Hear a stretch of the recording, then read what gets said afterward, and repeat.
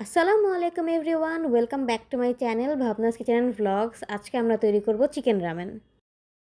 Chicken ramen তৈরির জন্য আমার এখানে সর্বপ্রথম লাগবে একটি চিকেনের ব্রেস্ট পিস, যা আমি 1 tablespoon soya sauce, half teaspoon আদা রসুন বাটা দিয়ে ভালো মতো মাখিয়ে মেরিনেট করে কিছুক্ষণ রেখে দেব, অ্যারাউন্ড 15 মিনিট বা আধা ঘন্টা।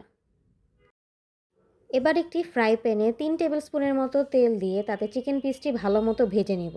প্রতিটি সাইড অ্যারাউন্ড 1 থেকে 1.5 মিনিট করে সময় নিয়ে ভেজে নেব। চিকেন পিসটি ভালো মতো ভাজা হয়ে গেলে তা তুলে রেখে একই তেলে একটি সসেজ 4 ভাগ করে কেটে তা ভালো মতো ভেজে নিব।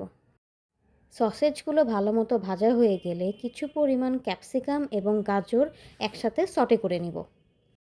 এবার অপর একটি পাত্রে সামান্য পরিমাণ তেল নিয়ে তাতে হাফ টি স্পুন রসুন কুচি দিয়ে ভেজে নিব গোল্ডেন ব্রাউন হওয়া অবধি। রসুন কুচিগুলো ভালো মতো ভাজা হয়ে গেলে এতে 300 ml মতো পানি দিয়ে নিব এবং একটি চিকেন স্টকের হাফ পরিমাণ দিয়ে নিব। আপনারা চাইলে এখানে 1 টি স্পুন চিকেন পাউডারও দিতে পারেন। এবার এখানে 2 টেবিল স্পুনের মতো টমেটো সস দিয়ে তা ভালো মতো মিশিয়ে নিব। এই পর্যায়ে ভালো মতো বলক চলে আসার পর এতে হাফ টি স্পুনের মতো সয়া সস, হাফ টি স্পুন কালো গোলমরিচের গুঁড়ো, হাফ টি স্পুন চিলি ফ্লেক্স দিয়ে ভালো মতো মিশিয়ে নিব। এবার এতে 2টি ইনস্ট্যান্ট নুডলসের প্যাকেট দিয়ে দিব এবং তা ভালো মতো সিদ্ধ করে নেব।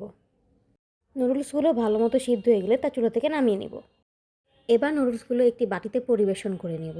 ব্রথের পরিমাণ বা স্যুপের পরিমাণ এতটুকু হতে হবে যাতে নুডলসটা দেখা যায়।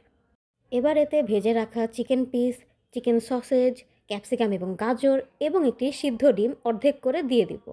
ব্যাস, তৈরি হয়ে গেল আমাদের চিকেন রামেন। সো গাইজ, আশা করছি আপনারাও বাসায় যে কোনো ইনস্ট্যান্ট নুডলস দিয়ে এরকম একটি রামেন তৈরি করে নিতে পারবেন।